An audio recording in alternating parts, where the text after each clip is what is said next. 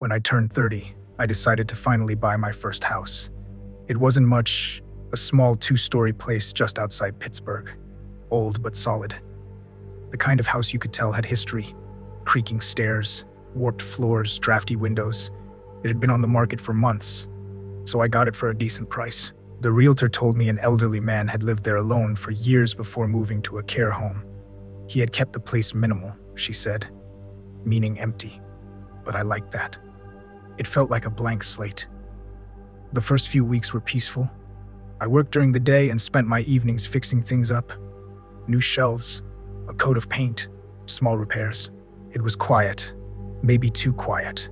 No neighbors close enough to hear, no traffic sounds at night. Just the hum of the fridge and the occasional groan from the wooden beams. It started small. A coffee mug that wasn't where I had left it.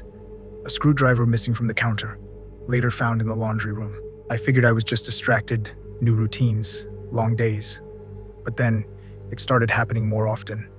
I'd come home and the back door would be unlocked, or a chair would be pulled out slightly from the table. The kind of thing you notice, but don't want to admit you've noticed. One morning, I opened the fridge, and my carton of eggs was gone.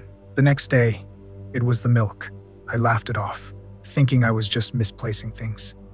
Still, I changed the locks. About a week later, I was in the living room watching television when I heard a faint sound upstairs. It was so soft, I almost ignored it. A dragging noise, slow, deliberate, like fabric sliding across the floor. I muted the television. Nothing. Then, faintly again, a creak. Like someone shifting their weight on an old board. I grabbed a flashlight and went up. Every door was closed, just like I had left it. The bedroom, bathroom, spare room, all empty. Still, I felt that strange pressure you get when you know you're not alone. I didn't sleep much that night. The next morning, I called pest control. Figured maybe raccoons or something had gotten into the attic. They checked everything and found nothing. Probably the pipes, the guy said. Old houses talk. That phrase stuck with me. Old houses talk. But whatever this was, it wasn't talking, it was listening. Over the next month, little things started to disappear again. Food, tools, socks. Once, I left my wallet on the kitchen counter overnight and found it the next morning in the hallway, perfectly open. Everything was still inside, except the cash. I installed a small camera in the living room, just a cheap one linked to my phone, after a few nights of checking and finding nothing. I stopped looking until one Thursday morning, when I woke up and saw a motion alert from 312, and the clip was short, just 5 seconds. You could see my living room, empty, dark. Then something moved in the corner near the floor vent. A faint shadow, barely visible, like a hand pulling back into the wall.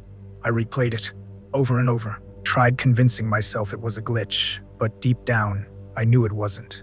I didn't tell anyone, not until the night Ethan came over. We had gone out for drinks, and his bus stopped running before midnight.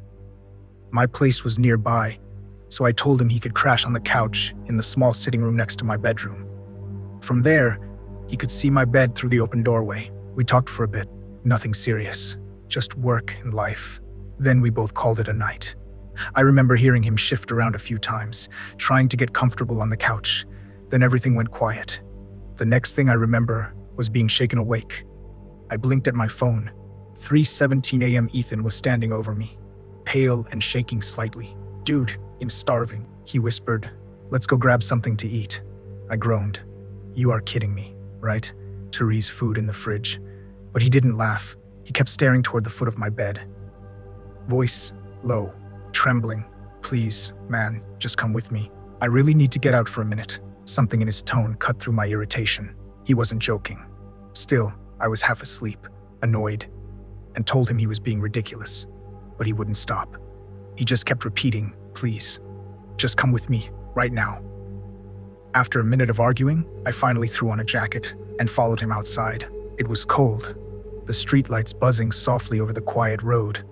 I was about to snap at him when he turned to me and said, "I didn't wake you because I was hungry. I woke you because someone's under your bed." I froze. He explained that while he was lying on the couch, he couldn't sleep, and as his eyes adjusted to the dark, he saw movement. Someone sliding under my bed.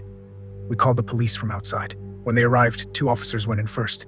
They came out a few minutes later, with a man in handcuffs, pale, thin, wearing dirty clothes. He didn't resist. He just kept his head down.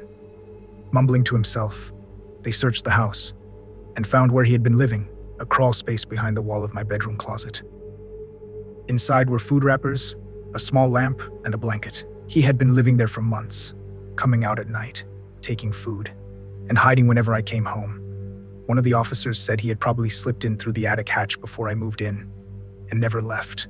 He must have been inside the walls the entire time. After they took him away, Ethan and I just stood there in silence, staring at the hole they had cut open. It was narrow, barely wide enough for a person. All I could think about was how close that space was to where I slept. I moved out 2 days later. The house went back on the market soon after. They told me it was over, but silence doesn't mean safe. Not anymore.